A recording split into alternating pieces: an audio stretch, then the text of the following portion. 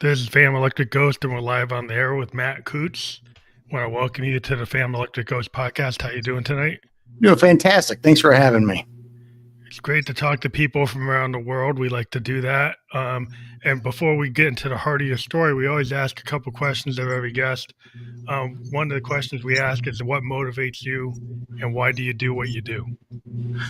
What motivates me is just the desire to be excellent, the desire to do the best that I can. I've always had the idea that if you're going to be successful in life and overcome the obstacles that life throws your way, you've got to start with being the best that you can be. And that's different from person to person. So, and then of course I'd be silly if I didn't say, a lot of that I do is for my family, my faith, my kids, grandkids, all that fun stuff. What makes life worth living. So you have a Ph.D. in global leadership, and you're an award-winning author, an award-winning educator, researcher, and speaker. You're also a cancer survivor, and just noted, I'm a cancer survivor. I survived a level 3 sarcoma. Oh, wow. When I was 27. I'm 57 now, somewhat experienced. You had everybody's cancer is different, but I just like to give you a heads up that I kind of come from that experience. But one of the things I always want to talk about is what made you want to write books and gave you like a permission structure that you felt like you had something to say. Because not everybody picks up the pen, becomes an author, becomes a speaker. What made you feel like you had that permission structure to do that?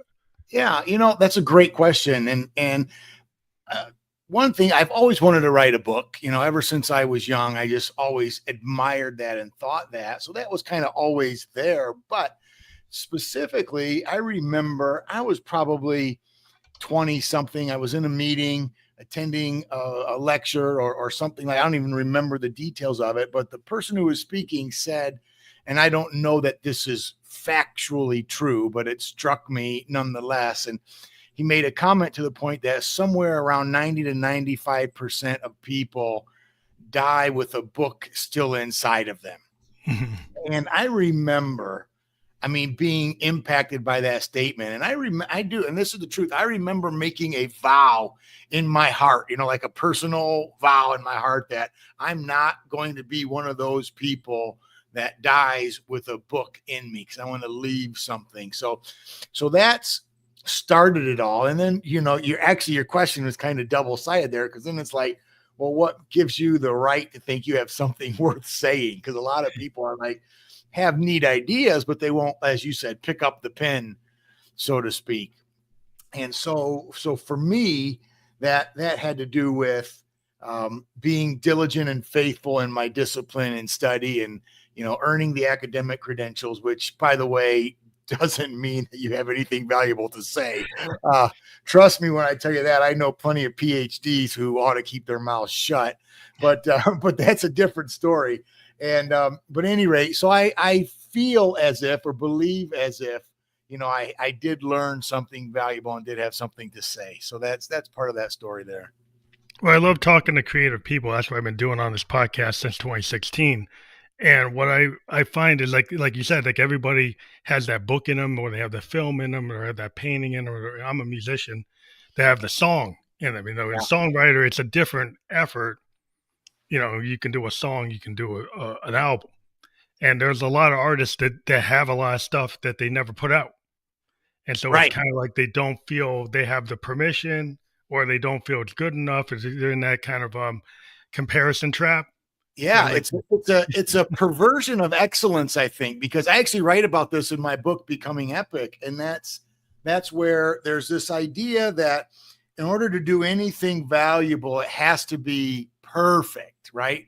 And so especially musicians and creatives, they don't want people to be criticizing their work. So they make sure it's perfect. And I believe that's a mistake. I'm a big fan of Brene Brown and some of the work that she writes and stuff like that. And she has this concept of, she uses, I'm sorry for the language, she uses the phrase shitty first draft. And she says, well, we have to, and then she calls them SFDs. And we have to be able to do that. And so many people don't want to do SFDs. They want a perfect draft before they make it out there. And that's a real hindrance. And I believe that's one of the reasons why. I think the second reason, and this was my problem, is I don't believe people actually think they're creative. And I think there's some kind of pressure that they really believe, well, creative people do these types of things and I don't do those. And for me personally, that was a major obstacle for me early on in my career because I don't sing, or well, I sing, but just to myself because it's horrible. So I'm a horrible singer. I'm not a incredibly gifted dancer at all. I don't paint. I can't draw. I don't play, any musical instruments and all. Those are all the things that people assume creative people do. And so I never thought of myself as creative until I started actually exploring the concept myself and realized, you know what? No, I'm creating words. I am taking and forming ideas with my words, and that is creative. And I've learned a lot just in the past 10 years about that. Yeah, it's like one of the things I always like when I talk to a lot of authors and other creative people is this idea of like the happy accident Yeah, or the kind of flow state type of thing. And you can like not that you don't plan things and not right, that you don't have world building or outlines but a lot of times when you deal with like artists there's a matter of like getting that 10,000 hours in as a writer or any right, kind of creative. Like once you get that work in, there's a certain point where you have to trust yourself and you got to like know that like well I'm in this like the athlete that right, does all the like to get that 3-point shot to do that play they do all that repetition but then they still have to run into the team that runs the play that they didn't practice right and are they going to freeze or are right. they going to be able to take that moment and in the moment apply what they've learned and not like lose it. Right. I mean, that's actually a beautiful point because that's what the best performers do. People see them and they remember the ad libs. They remember did you see that amazing unscripted play that they just did and they improvised it? And, you watch a great comedian, you think the same thing. You've got iconic comedians like Billy Crystal and Robin Williams and people like this who just, their best lines are ad-libbed lines, right? Well, Yeah. that's only because of the literal decades Oh, of fact, yeah. standing in front of stand-up, standing in front of people, getting booed, jokes that fail, the time and time again. And same things with athletes. They don't see, I work a lot with athletes, and what they don't see is all the practice. I mean, they make commercials about it and all that kind of stuff, but they really only see them on the television for, an hour at a Yeah. time, maybe two, something like that. But what they don't see is all the prep, all the All the practice, work, all the yeah. time, all the work. And to truly get into that stage to that state, it takes all that time. And then when you're there, that ad-libbing, that flow state you mentioned just seems to come natural, like they just always could do it, but they couldn't. And it takes a Yeah. lot of work. And It's that, all the everybody thinks you go 0 to 100. It's like right. when you think about like I always like a good example of like modal jazz or fusion, which Yeah. is kind of like Miles Davis's wheelhouse. But he was like the bebop king. Then he went into fusion. But the whole idea, like something like Kind of Blue, was like his big record, right? And the whole thing of that record was like pretty much all improvisational. They had some sketches, but it's like the kind of landmark of that form. Yeah. And it wasn't highly practiced, but everybody in the group was like an amazing artist. You had John Coltrane, Bill Evans, all these great Oh, wow. Yeah. jazz. He put all these guys together that were like at the top. And that kind of showed you a type of guy, though. How many people put somebody like equal to them or better than them in the same group? Very few. It goes back to that point we were just talking about a minute ago of the fear of failure and the fear of having my work criticized prevents a lot of people from surrounding themselves with people better than themselves. And again, that's a critical lesson. And I'm so glad you brought that up because even my own story and different things and the other things that other people have been able to accomplish are able to do that because they're brave enough to let people who are better than them help them. Yeah, And where that's you get these, really yeah. cool. If you think about the great like CEOs and the great entrepreneurs, Yep. now they get known as being like the only one, but the real story is that they have a team, Right. and they have this team of people that were potentially a lot of them better than they are, Yep. right? And they're not, they didn't let the ego get in there, right? Other than maybe the name of the company is their name, but the Right. idea that they allowed all these people to have that free flow and step up, right? And allow that to happen. That's kind of like ego id. You got to let it go a little bit to You kind of really do. You really do. I know that's, to your point too, on the science side of things, and science, a lot of people will argue, that science is a creative industry just because of the research and things they have to do. I know this from having done other just exploratory research for my different writings and articles and journals and things, is there hasn't been a Nobel Prize that's been given to a single individual in physics or chemistry or the mathematics, ever. So those people like Albert Einstein, we always recognize Albert Einstein for, the genius, motif, so to speak. And he certainly was. And, he won the Nobel Prize, but really, no, he had a teams of people that he worked with yeah, that, helped him in his labs and his research and all those things, who were brilliant minds. I mean, and we can't forget those things. yeah, Most patents are, in tandem, teams, yeah. exactly right. Exactly right. I work in software engineering, and you might Okay. have a lead architect, but our team of engineers, they're like hundreds of people, you Right. know, and and you can have multiple architects. I'm in an organization right now. We have four architects, so there's not just one. There's multiple, Right. and there's multiple disciplines, and it is very left right brain because Yeah. people, especially in this world of AI, the theoretical stuff that's going on in computers is art and science. There's a Right. lot of stuff that's art, very much art. And I came from a background that was a liberal arts background, and I got into computers, and I'm not a comp sci guy. I'm not a Right. mathematics guy, but I got into the world because you wouldn't think that they would have places for people with like liberal arts degrees. I was a sociology major. Okay. But in this modern world, they need people who have different disciplines. And so you might 100%. not think there's an opportunity because you might think, well, it's a bunch of eggheads. They're all mathematicians, but that's not necessarily the case. So Right. some people, like if you could apply for things that maybe are a little bit beyond your wheelhouse and find out they actually have a role. Yeah.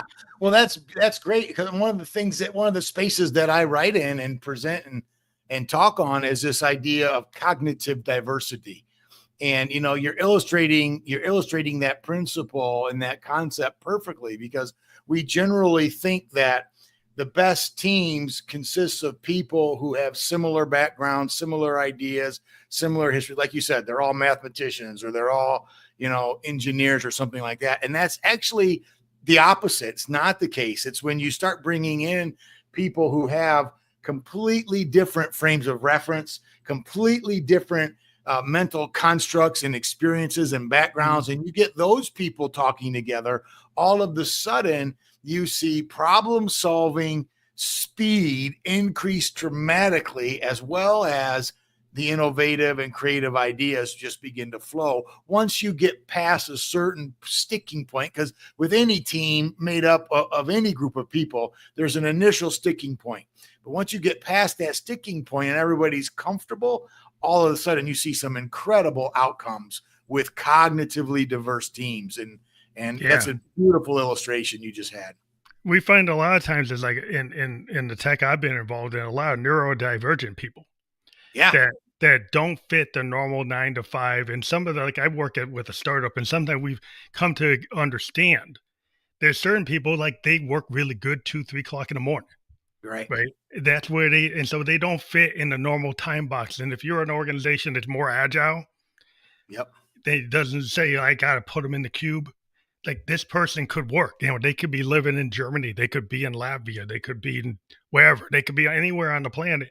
And if they have that skill set, it's like they don't have to be sitting in front of you, Right. to actually utilize them. And because they might communicate in a different way, might be a different language, might be a different culture. But the best organizations understand is like, hey, they reach out to whatever, is needed at the time. It's like whatever serves that project. Right. That it doesn't have to have this paradigm that's kind of old world. Like we're not living at the industrial beginning of the industrial age where you're just going to be a cog in the machine. We're in a Right. different spot. You're not wrong. And that's something that, again, some people are just not comfortable with that space. Certain organizations, I work a lot in the healthcare space. You tell somebody in a hospital that they won't be able to, they don't process it very You well. But then process when it. you explain what you just said, though, it's one thing to be, well, the IT people and this people, but the nurses need to be here. But I mean, even that is getting turned on its head with the concepts of telemedicine and Yeah, things like that. telemedicine. Now, You that got was people. never a thing 10 years ago. Yeah, I mean, I've had virtual. During COVID, I had virtual doctor exams, and my Right. companies have still have gone with it, even though people Yeah. like to be in person. There's some situations where, I mean, my daughter had like a virtual pet exam for her cat. Yeah. And so there are things that they're able to serve people in a way that before they couldn't serve them, because now you have, like, the internet is a wide open space. It's out in the ether. Huge. So you can have Huge. somebody sitting in Colorado, somebody sitting in London, Right. somebody sitting in Indonesia, somebody sitting wherever. And so you can serve whatever your client's need is and whatever the time need is, and in a way that you got to really start expanding, like very expansive mindset in this age. To me, is like that's the key, is to not be stuck in your lane. You can't. Yeah, you absolutely can't. We have this mindset that things work a certain way. Now, I believe that there's even generational things in that. Certain generations have an easier time with that than others. Certain industries certainly have an easier time with that than others. But you're absolutely right. I mean, going back to the healthcare example, I mean, there's things now that you can mail order away, and you can send you can spit in a tube and send it in a Yeah, you package can and take it. send They it have away. kits that you can take your own blood. Exactly. I mean, the colon, You you can can take do a blood colon exam screenings now. that Yeah. I mean, you never could do that before, because they like, well, I don't know how I'm going to do it, but they got devices that yep. actually take the blood and give it, in a tube, and then you mail it, and you're like, wow, you couldn't do that before. Right. But the tech is so, and not everything's tech, but also communication. But that idea of, like, maybe go back to becoming epic, like the idea of like, what does epic mean to you? What does that mean? Yeah. So epic for me is this idea of four central behaviors. So it's more like a mnemonic device where epic actually stands for being excellent, being perceptive, being inspired, and being compassionate. And when Mm, you are those four things and practice those four things, then I believe you are becoming epic or living an epic life, depending on how long you've been doing it. But and you can break those apart and develop those mindsets of, okay, what it means to be excellent. A big part, which I kind of alluded to already, is the biggest enemy of excellence is perfectionism. This idea of mhm. being perfect. I have to be perfect. I can't do it. I won't show it. It's not ready yet. And that prevents so many good ideas from getting out there. From a scientific perspective, one of the things that scientists are supposed to do is improve on ideas that have been out there. And so when you throw an idea out there, usually it's not the first time that idea has been pitched somewhere, right? I mean, I think it was Solomon that said, King Solomon, there's nothing new under the sun, kind of a thing. And so you got one of those things going on. And the value of an imperfect idea is that it gets other people thinking about the idea still, gets other people talking. Well, what was wrong with it? What needed to be improved? How would we do it better? And then all of a sudden, they do. There is something better that comes of it. So even an imperfect project, even an imperfect research design, even an imperfect poem or song or whatever it is, get someone else thinking in a way that, okay, I can work with this, I can make this better. And that's a good thing. We can't think of those as threats. We have to think of those as good things that come from those types. Yeah. Well, in music, there's a concept that goes back to like modal jazz and improvisational jazz. There's no bad note. There's an opportunity. Yeah. Like, so if you think about fusion and modal jazz, there are examples. I give an example, like Herbie Hancock was playing with Miles Davis. the song they were playing, he hit a chord that wasn't part of the original composition. And Mm. Davis, and immediately in real time, changed his part to match Herbie's part, right? And didn't go and stop the song, right? Actually, evolved the part and actually just found the note. Now, the audience didn't even perceive there was a problem. And Herbie writes about it in that it made him start realizing that he could be in the present moment and not fall into the perfection trap, which I think You know, applies to a lot of things because there's a lot of things in science that are happy accidents. Like aspartame was a happy accident. right? Many There's all happy kinds of accidents, things. There's tons of that. I mean, that's the one that everybody knows, but yeah. I'm even, what was it? The guy's name, the artist who was always on public television with the big puffy hair, Bob oh, Ross. Bob His Ross, name yeah, is Bob Ross. He always said, they're happy. He always called them happy accidents. Like you said, yeah, there's no such thing as an accident. It's a happy accident. And I love what you just said a minute ago, because I think it's worth repeating. And that's most of the time when a mistake is made, especially by somebody with a decent skill set, like Herbie Hancock obviously had a decent skill set. So, when somebody makes a mistake, or when they make a mistake, usually the only people that know that are the people themselves. And the hmm only ways people recognize that is if you stop and point it out. yeah. And If you when I stop, do if you public stop the speaking, song, you'll know. exactly. It's the same thing with public speaking. I can't tell you how many times I've been on the stage and I'm going somewhere and telling a story, making my point, whatever it is, and I make a mistake, and nobody knows it because they don't know what I was going to say, where I was Yeah, they going. don't I have your forgot a script. point. They don't have Yeah, your script exactly. ahead of time. So they only know if I'm like, "Oops, sorry, I was supposed to say this." It's like, no, You don't just have to keep say going. that. You don't have to Exactly do. right. Exactly right. So, Most people are back so to your happy self-deprecating. accident story. It's the even this book becoming epic, Yeah. and you mentioned early on the cancer survivor and all that, and I had no intention and zero intention to write this book. It wasn't a Mhm. thought in my head. It wasn't an idea in my head. It was just during radiation. I did 38 days of radiation, and those 38 days, you have to be there every day without fail, same Mhm. time. You go through the thing. And so I had to cancel a bunch of stuff because I just had to be home, and you get up, I don't want to explain how mundane and mind numbing that is, but it's not a fun thing to do. The radiation itself is not painful per se, but it's just an incredible inconvenience. So anyways, I find myself trapped at home and not wanting to be depressed, not wanting to be non-productive. I set myself a personal goal of, what, I'm just going to journal. I'm just going to just write, like They free gave you writing, an really. opportunity, yeah. Yeah, I'm just going to free write 1,000 words every day for these 38 days. And so I did that, and come around day 4 or 5, I found myself in a stream in this. I didn't even know I was heading that direction.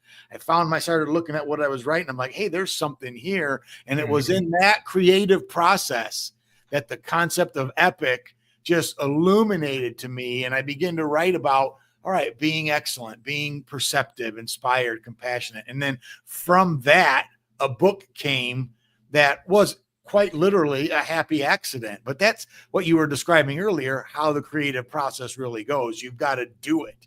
Yeah, it's kinda like you gotta be in it, and, a lot of times it's like the Victorians had the idea of the muse, Right. and I always felt and I was always into William Blake and Tennyson and Wordsworth and Okay. all those guys because I'm a songwriter, but poetry kinda is a little bit of a precursor before you Absolutely. become a songwriter. You kinda get into the scheme of things and the structure, but, the idea of like, artists can channel, and what we do is, like, I think it's a synthesis of what's inside and what's outside, Mhm. and really great creators are able to synthesize that in a kind of a way that is, it's like your talent. That's the talent of a painter, of a musician, of an author, of any kind of discipline, is that you figure out, and sometimes it just comes from like the Right. muse kind of structure. It kind of like a download. People call it like a download today.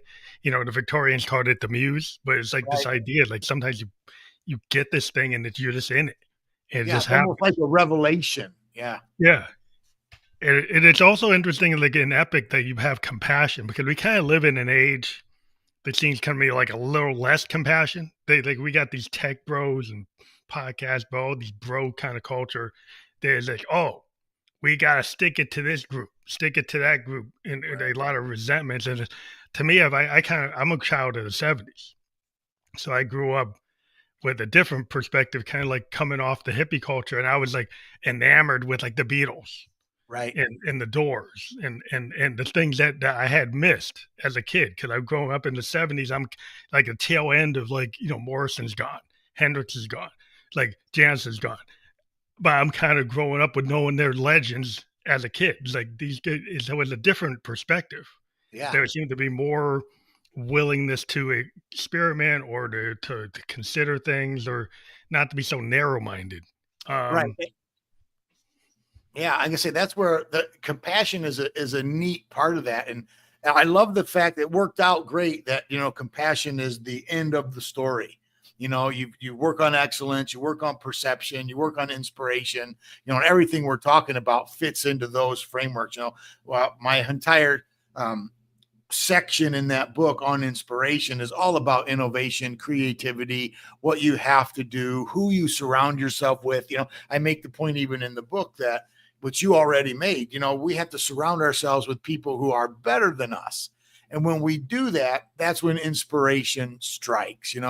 Perception is about this idea that I kind of call contextual intelligence. Other people have used that term as well, but I mean it as, diagnosing your environment, taking it in. You just used an example of one of the things that creative artists do better than most is they somehow can connect the external world with the internal.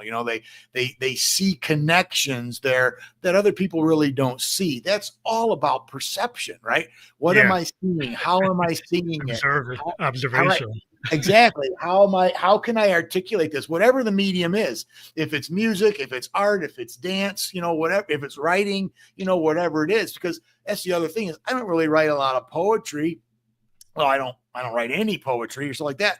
I write in a specific space.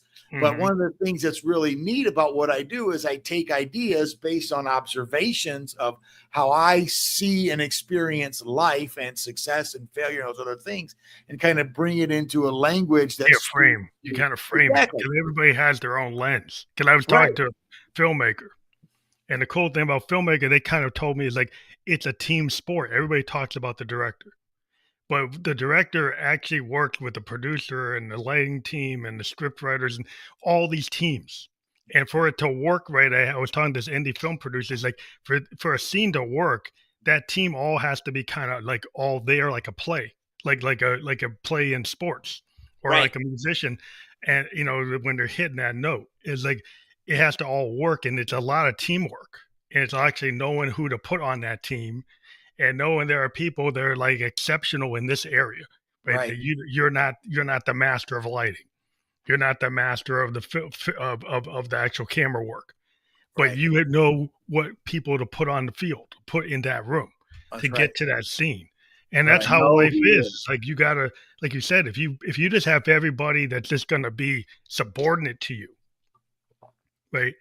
And you don't want anybody that has any kind of skill set that's like could outshine you, then you're going to be a lesson in mediocrity. exactly right. That's what mediocre people do. They protect themselves by setting that up around them, and that they're the boss, so to speak. You can't do that. Yeah, I mean, you're not going to get an innovation like Apple Computer or like an innovation like where we are with like AI, with like Open AI or all these kind. Exactly. Yeah, these not come from somebody just playing it safe.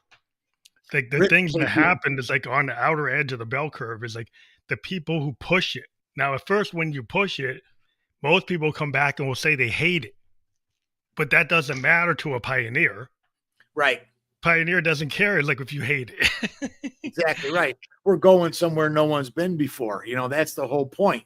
And that's an excellent point because there are a lot of creatives out there who have the ability and capacity, but fear going into that unknown space because of the backlash but then there's at some point, and I don't know when this is, But at some point, I believe everybody who's produced something valuable gets to that place where, all right, I've got to go push beyond the comfort, the proverbial Comfort zone. comfort Yeah, zone, you yeah, know? because the comfort zone, I think, comes from I'll go into this idea of safety and kind of really human, like, evolution is like, if when we're in the clan, in the tribe, right, back in the day, whether you're out in the woods or in the cave or in the savannah, whatever, wherever you are, like, if you weren't with the group and they put you as an outcast, you could get killed.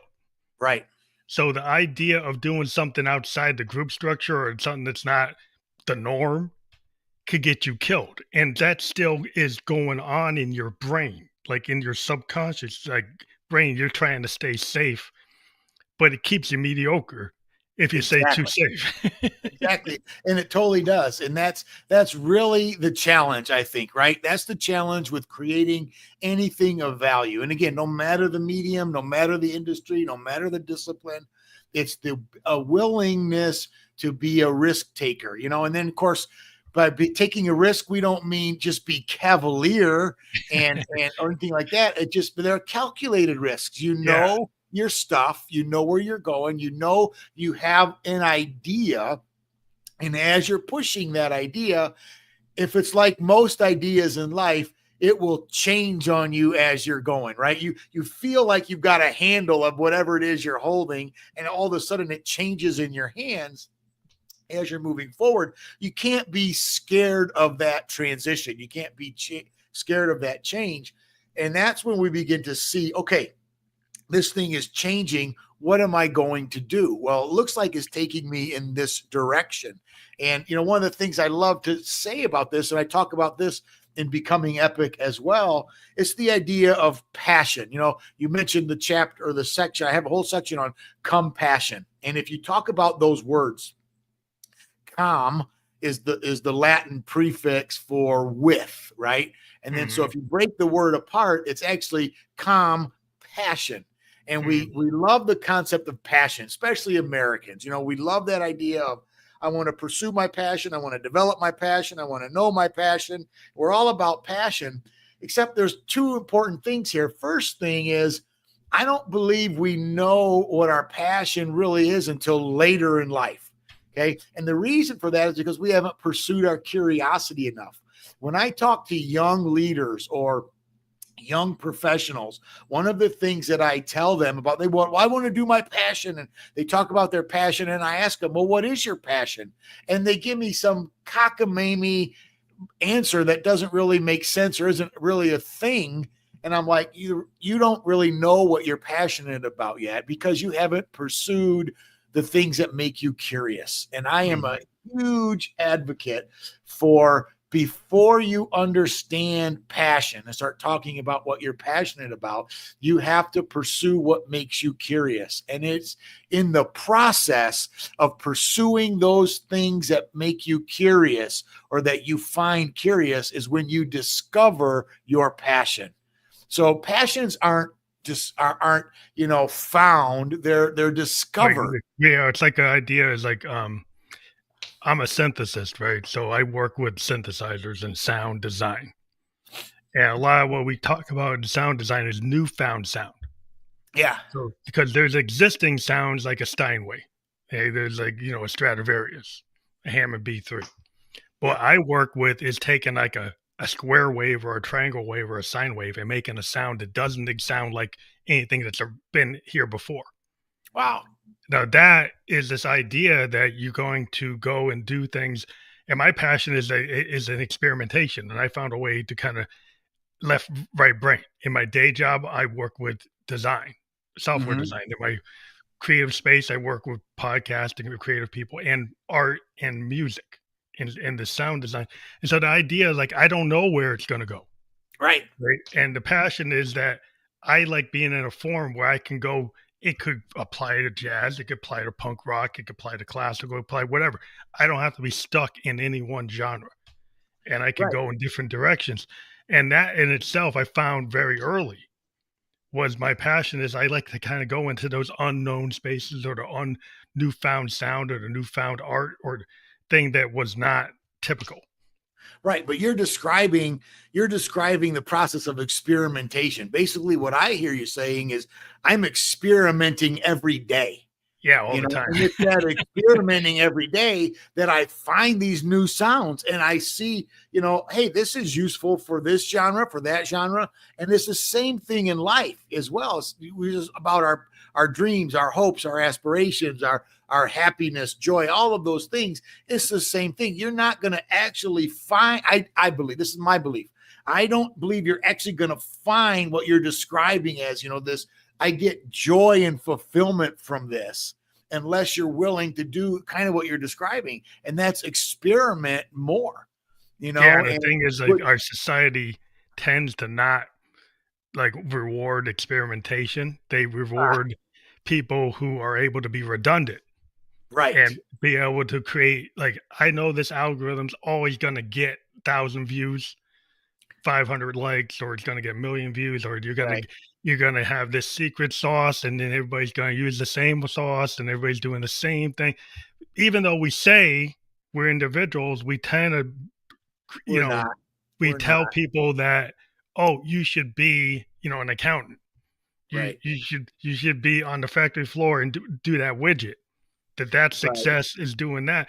And when we really, what people tend to find when they hit the wall, especially during the pandemic, people hit the wall and it's like, "I don't like being in the commute for 2 to 3 hours a day. right, I don't like having to go into this in this cube all day.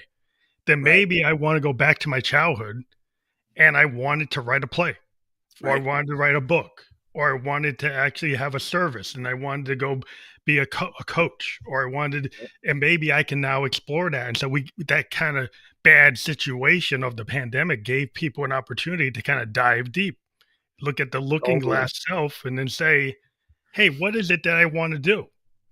Yeah, Maybe I there was don't a know, huge but maybe I silver should lining. try. Yeah, there was a huge silver lining with the pandemic that I don't think is being talked about enough. Obviously, it was a horrible tragedy, and I know, Mhm. all that. But still, there are some things that came from that. I know I'm doing what I'm doing now because of the pandemic. I was a traditional, brick and mortar professor, faculty member, and I still teach at a large university, but I'm a remote faculty now. I teach in Miami, Florida, and live in Toledo, Ohio. Yeah. I mean, so crazy things like that, which I can do now. And it was the pandemic that made that possible. And this idea of going into that space, doing those things, taking those risks, I think is absolutely fundamental to success in the creative space. And we were talking about passion and with passion, and so we understand that passion. The second part of passion is not just pursuing curiosity, those things that make you curious. You pursue the things that make you curious, and in the pursuit of that, you find your passion or discover it. The other part of passion that a lot of people forget, especially in our day and age today, is when you study out the word passion, it actually means pain and suffering. Yeah. You know, If so I I mean, yeah, I understand mean, that. I mean, we're in the Easter season right now, right? And so it wouldn't be strange for people to talk about the passion of the Christ. They say Mhm. things like that, and well, what does that mean? I mean, because that wasn't a fun thing, Oh, you have as to go every through it. Well, historical, right? yeah, It was pain and suffering. That's the pain and suffering of Christ. that's the note of an artist. Like, Yeah, every artist that you actually start to look at, like film, writing, art, usually there's some kind of deep pain that yeah, is expressed, or some passionate, like, some emotion, sadness, melancholy, yep. pain, regret, remorse. A lot of the greatest pieces of art Yep. come from those spaces.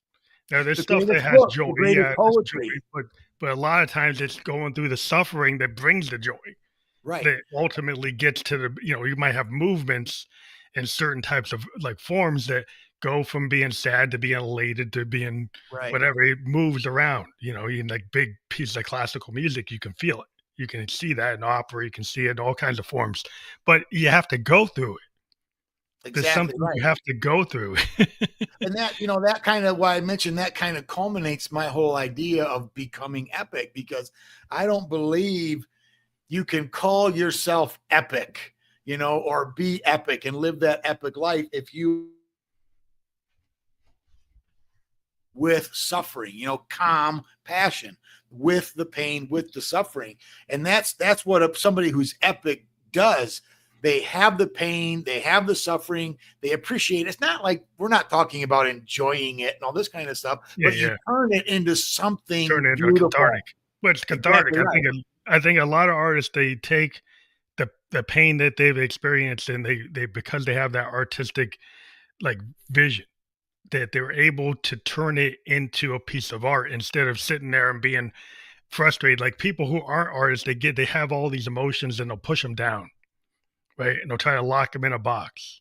And Right. artists will open up that box, experience it, and then try to turn it into that piece of art and actually move through it and get into it and get beyond it to the other side of it, right? And actually did it, like, it's almost you're going to a psychoanalyst or something. You've gone through it, you've expressed it, and now you've actually kind of understood where you were, and now you're here, Right. right? And that I think everybody can do that to a certain degree if they don't put the blinders on, Well, you know. exactly right. And that's what they can't do is, cover their face and be like, I'm not doing this. I can't see it, which is what most people do. And even in my own story that I was sharing a little bit ago of this whole, even the book Becoming Epic came from a season in my life when I was what I consider to be one of my lowest seasons. I mean, my diagnosis was advanced metastatic prostate cancer. So it's Mhm. like, it's one thing you hear prostate cancer at first, and my doctors were like, thank God, this is the good kind of cancer, if there is You can such a solve it, crazy yeah. thing, right. This is the easy one. And then only a few weeks later, after a few more tests and follow-ups, are like, oh, This is a harder guess one. what? Yeah, it's advanced, it's at stages, it's metastasized. It's like, yeah, this is way worse than we ever thought. So now we've got to do all these treatments that we weren't planning on doing. And that makes a person really face some of their, the mortality Mortality. Yeah, and issues, mortality. and right, That's a and hard the thing to deal with. quality of your relationships, all those kinds of things are all of a sudden I'm forced with them. And what I thought was interesting in this creative process for me was the stories that I did tell, the stories that I didn't want to tell and ended up telling but didn't want to. The reason I didn't want to is because they they required vulnerability on my part. There were things that I Vulnerability. had to do, that things I had to say that just were, embarrassing and emasculating, and the embarrassing stories, because when you have prostate cancer, what comes with that are things like incontinence, for example, and stuff like Mhm. that. And Yeah. so, and I didn't want to tell people about the first time I had to go buy adult pull-ups, and Yeah. how I mean, we had the embarrassing, cancer. Yeah, humiliating that you're vulnerable. Like, your is. body Exactly. is not listening to you, right? Right. Like, Exactly. there are things you can't control, and it feels like a little bit of shame. You feel embarrassed. If you're a man, you feel like, I don't have control over my Right. body, Yeah. and Yeah, you're it's supposed to be, emasculating, it's yeah, get humiliating, emasculated, and it's no you fault of my own. I mean, I've got yeah, cancer, and I had to take out my prostate, and they had to take out a bunch of other stuff, and the huge surgical thing, and I'm wearing bags and tubes and all these kinds of things, and it's like, why are you embarrassed about this? You shouldn't be. I mean, you're lucky to be alive, kind of a thing. But it didn't help. I was still embarrassed, and so mm, those are stories that I didn't want to tell. Well, I end up writing about those in my book, in my blogs, and other spaces. And you wouldn't believe, maybe you would. Most people don't believe, I didn't, I should say this way, I didn't believe the positive feedback that I've got, and how that's the valuable story. I had these great points about overcoming adversity and having the right mental mm. attitude and all that kind of stuff, right? That's what I wanted people to know and love about it. And they're like, yeah, that was good. But what really touched me was when you told that story about going to the store, is when you told the story about how embarrassed you were. It's like, really? That's what touched Well, you the that's most? the thing that you find out as a writer, and when you start Yeah. writing and your vulnerability comes out, especially like Yep. songwriters, our secret sauce is being vulnerable. Yeah. Like the classic songwriter that tells a story, it's usually about a vulnerability. in some way. Yeah, And it's absolutely. usually somewhat personal. You might be like Dylan and create a character about it, but it's Yeah, still like you. Right? Like even everybody knows it's still about you. I mean, his greatest album, Blood on the Tracks, it's supposed to be about his divorce, but he has like these third party characters, but people still knew it was about his divorce. right, right. So he's still, even though he might layer it, it's still about like a tragic thing, a divorce. And Yeah, so this idea of the vulnerability is that's what people look for. And right, the problem within the artist trap is sometimes like, what if you're happy? Like James Taylor ran into a problem where his writing was like, I seen fire, I seen rain. People kind of liked his kind of like songwriting when he was actually having a hard time in life. He right, was an addict. He was having a lot of trouble, but he had his great success when he was at his like lowest point personally.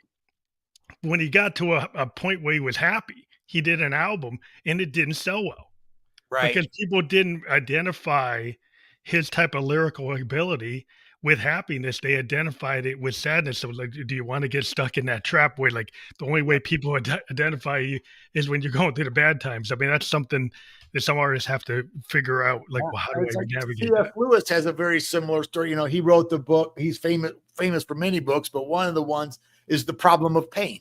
And when he's talking about that, he's talking about his own issues with love, romance, wrestling with the realities of life as it is, and people identify with that, right?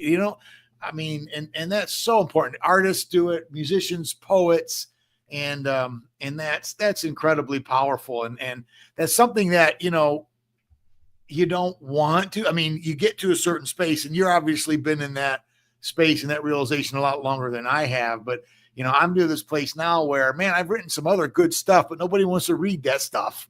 Or at least I think it's good stuff. I should say that. I Yeah, should that's qualify that. the artist probably trap is sometimes the thing you think that everybody wants is like you're too close to it, and the people actually like what maybe you don't think Right. is gonna work. And so Yeah. sometimes we're not the best critics of our own work because like if it was up to us, we'd be marketing the wrong thing.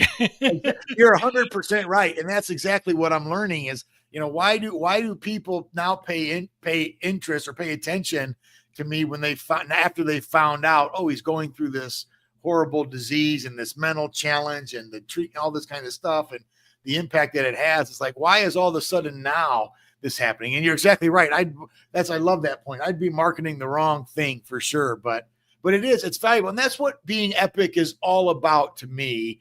And when you get to the end of that process, it's really about that compassion. And again, when you break it down with pain and suffering, and to me, that means doing the hard thing. I mean, somebody who's truly epic, they're excellent. Yes. They are perceptive. Yes. They see things other people see. They recognize those things. They're inspired. They have people around them who can inspire them. They put themselves in the right context or setting to be inspired, but then they also do the hard thing. They embrace and they walk with the pain and suffering. And when you do that, the quality of your life, the quality of your products, whether they're songs, poetry, books, art, dance, whatever it might be, what comes from that is something that enriches other people so that they can begin their epic journey. And that's really what it's all about, helping people get to that place. And I think that's a Yeah. rewarding piece as well. There's the idea of like anti-fragility that Yeah, I think we've kind of been kind of touching on, but it's like it seems to be a combination of like understanding like that vulnerability and leveraging your adversity and unknown things and complexities and telling a story that is like that people can resonate with, because I think that reason people resonate with vulnerability is because we're human beings and we right. all have been in that place. So when you're willing to show that light, shine that light, then it makes people you seem more accessible. You seem more Yeah. authentic, right? Yeah, it's the modern day equivalent of the bravery, and I think we don't have dragons to slay anymore, literal dragons, things like that. So the tales that we tell about bravery really a lot of them have to do with overcoming these internal giants, these variables, these things in our lives that require us to be vulnerable and face our humanity. And people who can do that are now counted in our society and culture as the brave among us, because a lot of people don't want to do that hard job of even admitting and talking about their vulnerabilities. And I think that's one of the things, again, that really goes toward developing or becoming epic. And even the title "Becoming" is a process. It's an ongoing thing, and that's Yeah, one you're of the probably things that's never really fully important. done. Like a lot of Right. times, like I always think like with like artists, what you really, if you admit it to yourself, you're not done till you're not here, right? A lot of it, like you think about a bluesman, like if somebody who plays the blues, like in Mississippi or Texas blues, they tend to, it's not a young person game. You Right. keep on playing the blues until you're gone, and like you don't stop as long as your fingers can play the fretboard. You keep on going until you're not here. I mean, all the great bluesmen, they kept on going until they weren't around. There was no expiration date because they still Right. always had something to say, somewhere to go. Yep. And that's where people, I think, they sell themselves short. Is they feel, oh, there's an expiration date to this thing, and maybe in Or sports even there worse is. than that is there's a belief that there's a final destination point. I've achieved, I've made it. And once they're there, then if you truly believe that, you're not going to continue to produce quality work. Yeah, because if you feel like you still can put it in, like the Stones don't stop. Right. Like they kept Yeah. on going because they kind of came from like blues, right? The Mhm. blues doesn't have an expiration date. Like so you can keep on doing it, doesn't stop. But if you're like a pop star, there's an expiration date because like nobody wants to see an 80-year-old pop star, but an 80-year-old bluesman, nobody has a problem with that. Right. And they actually respect that person more because they actually have life behind their words, behind their lyric. Yeah, so you have to kind of look, what game are you in? Like, what are you doing? Is it a game, or actually, do you believe it's your life? Right. Like if you're actually just playing a role, then you're not. Are you really into it, or is it just like you're playing with like images, you're playing with masks, or is it really you? Right. You know? And people want to see the real you. The people they want to experience what it is you've done. They want to know, um, they want to believe that you've walked in their shoes. And the second you can do that, this is true for leadership. This is true for any industry, any space. If the people around you believe that you have walked in their shoes, they will be a friend and a companion for life. And that's when we truly learn to influence people, make the differences in people's lives, and be the leaders we want to be the artists we want to be the impact that we want to be. Because all of us want to leave an impact, right? We want to make an Mhm. impact, and all these things we're talking about, I think, tie right into that. And I think the crux of what we've said today, bringing that down, is it really centers on vulnerability. Now, there's other aspects that we talked about for the last, almost an hour now, but there's other aspects there. But vulnerability is a big, big part of that. And I think leadership, like the role for leadership going forward in the world is like some people felt maybe it's like a top down bureaucratic structure, like it's like a pyramid. But a lot of times, what you find that if you come from like you're taking everything from even from the floor, like if you're doing like tech or doing engineering, and if you don't listen to the guys on the floor to actually put together your design, because you're thinking I'm in the ivory tower, I went to Carnegie Mellon, I'm the guy on the floor, he doesn't know anything. But the guys on the floor, like if you go like to Japan, I lived in Japan for a couple of years, and they get on a Toyota floor or Honda floor, they listen. The engineers listen to the guys putting the things together. They don't say, "Well, you don't have a degree." They'll actually take the Right. feedback and say, "Hey, maybe this doesn't work." Even though I've got the doctorate in engineering, like the guys on the floor say it's not working. You Right. know? Yeah. And that goes back to vulnerability, because again, it requires a certain amount of vulnerability to even take that input. And I think that's so critical. And all these concepts and ideas, you mentioned a minute ago, anti-fragility. It's a favorite topic of mine as well. And this idea of when you are vulnerable, when you do embrace the difficulties of life, how does that impact you? And we hold on the pedestal the idea of being resilient, and being resilient is good, but it only really gets you back to your original point, your point of origin.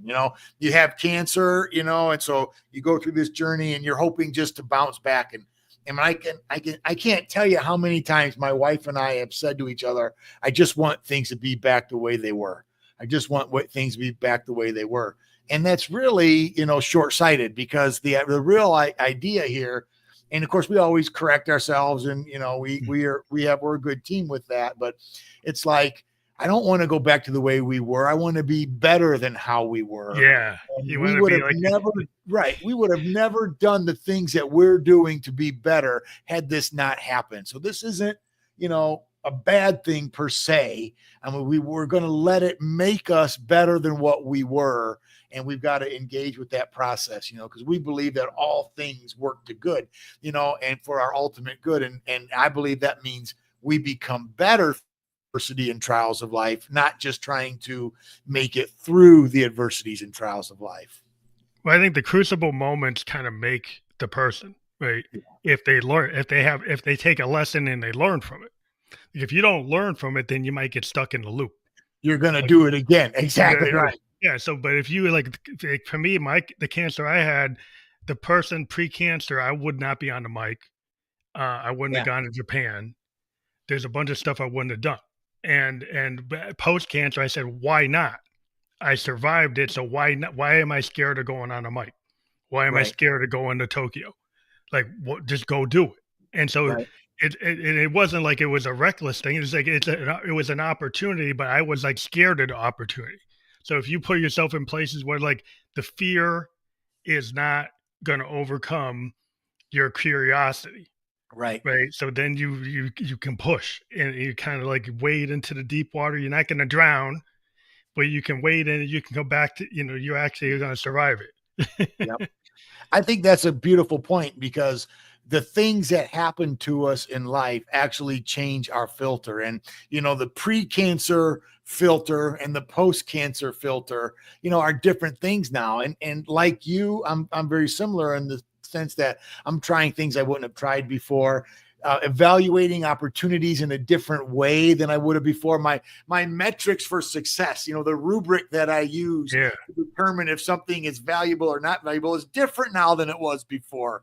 And that has a lot of scary consequences, not just for me, but for like my wife and my kids, People my around family. you. Yeah. Like, that's not, Dad, you would never do that before. Or, that's not how you evaluated this before. It's like, hey, it's different now. It's a different time. And we have to embrace those aspects of ourselves. And that, you mentioned this earlier on in our conversation.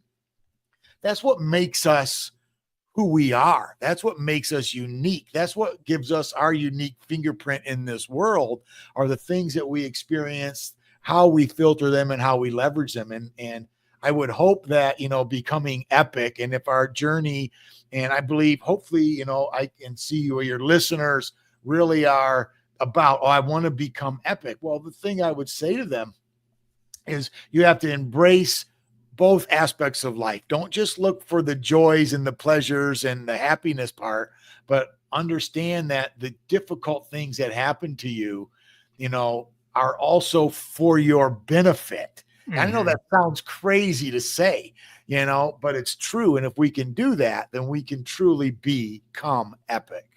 Well, that's the whole point of life, is like, it's not going to be just a calm ocean, because I don't know if I want a captain that's never gone through a rough sea. You kind of have to, you don't want a manager that's never had a hard time, like, dealing with budget issues. It's like they never had a deficit. They never had a problem. It's the problems are what makes you human. Like, what gives you that reason to get up in the morning is you got a challenge. The challenge is what makes us, I think.